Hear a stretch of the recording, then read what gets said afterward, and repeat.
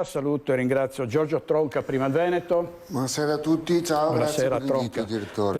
È una realtà che sta preoccupando una parte del centrodestra perché si teme che su questi punti, sicurezza e addirittura anche l'autonomia, è stato molto chiaro Vannacci su questo, il centrodestra anche in Veneto tema di vedersi rosicchiare una parte dei consensi. Direttore, mi fa sorridere sentire parlare ancora di autonomia, cioè non ho ancora capito, e questo voglio che sia chiaro, faccio una breve parentesi sull'argomento precedente, no? Noi altri siamo semplicemente, parlo da Veneto, da persona, sono dei spettatori, noi altri siamo dei spettatori e tutto quello che viene fatto ha delle finalità che noi altri non sappiamo neanche e neppure abbiamo modo di conoscere. Siamo semplicemente dei spettatori. Adesso il discorso di Vannacci, del generale Vannacci, non sto neanche qua, so che lei sta dentro un movimento che il generale è enorme, che pare che sia diventato piccoletto adesso, le sta dentro, poi le si va fuori e si va a creare un altro. Cioè in pratica non ha fatto altro che fare tutto quello che fa in politica in Italia. In Italia si fa così, cioè non che si via l'ideale, l'obiettivo, no, l'obiettivo è uno semplice, potere e schei. Cos'è l'obiettivo? Cioè non che sia più la finalità, siamo tanti burattini, no? Che siamo costretti ad andare dove chi mi porta, cioè a livello politico attualmente non c'è niente che mi dà fiducia. Io non né qua a destra né qua a sinistra, mi guardo la gente, guardo il popolo, guardo la gente che lavora, la gente che come me, a mattina si alza alle 5:30 e va a lavorare.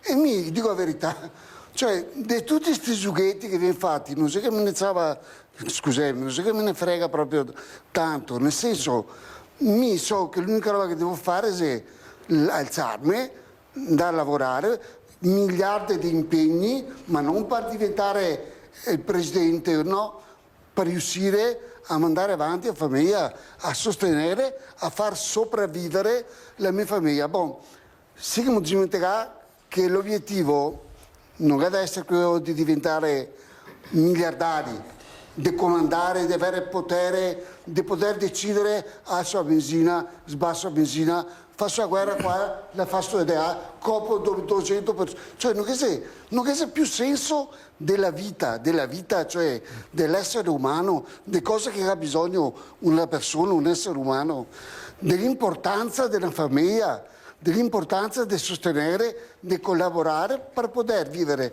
una vita serena e tranquilla nel miglior modo possibile. Invece no, abbiamo sempre queste forze esterne, politici italiani, dopo viene fuori che non conta quasi niente, no? Perché come capisco che a comandare non è tanto il politico italiano, a comandare è qualcuno del più alto del politico italiano.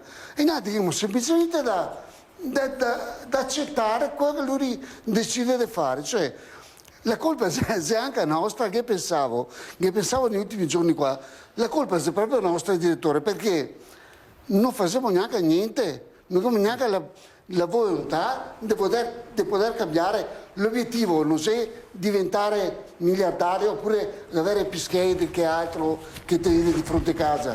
L'obiettivo è cercare di far vivere serenamente la propria famiglia e tutta la gente della comunità.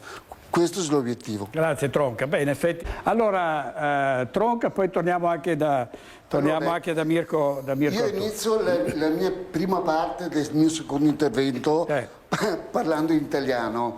Si parlava di par condicio e si parlava di elezioni a Venezia.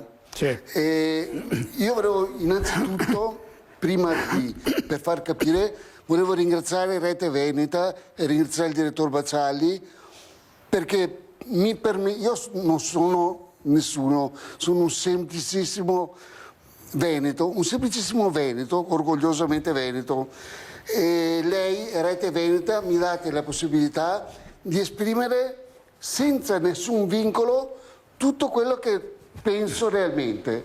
E questa è una cosa che io ringrazio Beh, vabbè, ma è il nostro perché dovere. è una cosa che io non pensavo neppure che esistesse nelle reti televisive. Fatto questa piccola premessa, volevo ringraziare anche il movimento che rappresento, che è prima il Veneto Punto, e volevo dire che stiamo lavorando da qualche mese per fare una lista a Venezia, Sì. dove avremo come candidato sindaco una persona splendida, una persona con cultura, professionalità, che è il dottor Pierangelo De Zotto, che Sì. è una persona che secondo me merita veramente di portare avanti quello che è un obiettivo, cioè Che è il vostro segretario, no? è il nostro di prima segretario, il Veneto. segretario di sì, prima Veneto Punto.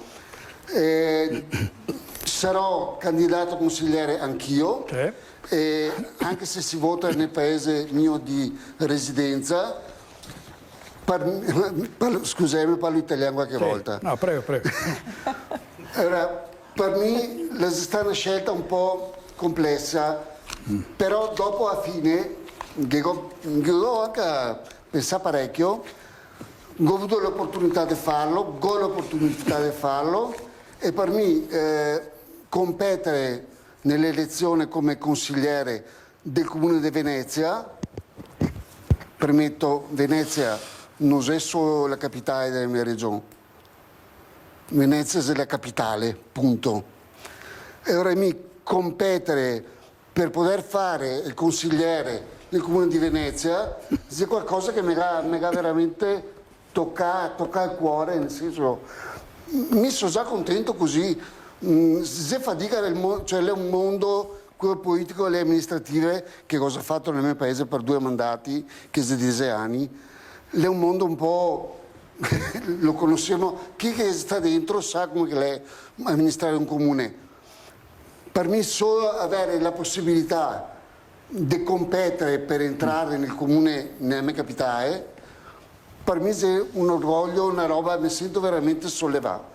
Domani 11 saremo in piazza Ferretto a Mestre dalle ore 15 Zolei alle 19, 7 sera, e lì saremo lì per cercare di raccogliere ancora qualche firma, perché non è mica così facile come sembra, cioè che c'è tutta una serie burocratica di processi, di robe da fare per riuscire a presentare tutto nei tempi stabiliti. E sono veramente contento e ringrazio ancora Rete Veneta, Ci mancherebbe, ma no. e ringrazio ancora Pierangelo De Zotto e tutti quanti la squadra. E ringrazio per quello che mi permettete di fare. Bene, io quando Grazie. vedo Tronca mi viene in mente Lepanto, la flotta veneziana e Tronca su una galea, duri ai banchi, no, all'assalto. Grazie direttore, con È un orgoglio. complimento, è un complimento.